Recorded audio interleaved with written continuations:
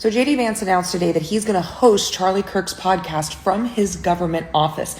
Not only is this entirely unethical, but it shows a series of other things.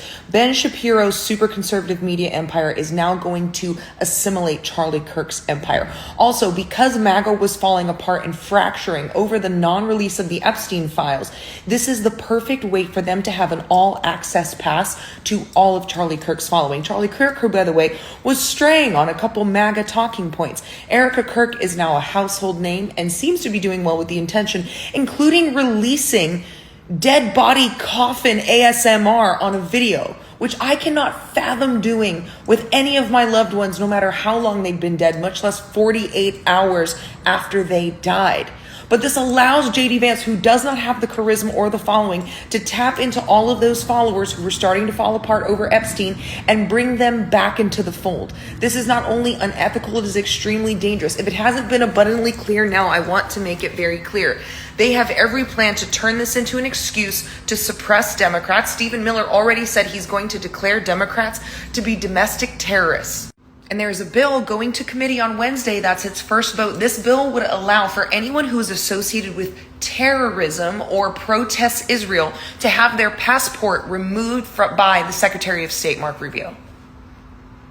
American citizens, not just people losing their visas and student visas and immigration paperwork, American citizens losing their ability to travel so that we would be trapped here.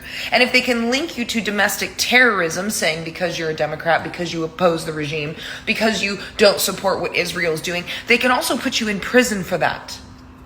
I need you to be very, very, very, very, very nervous about what's going on. And if you have not watched The Family, the Netflix documentary, you need to watch it or read the book, The Family.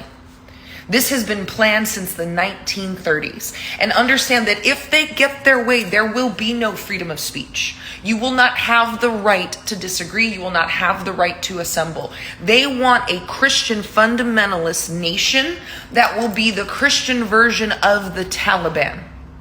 That is exactly what they want to implement, where you will not be allowed to defy their standard, to defy their interpretation of the Bible, to defy their gender roles, ladies.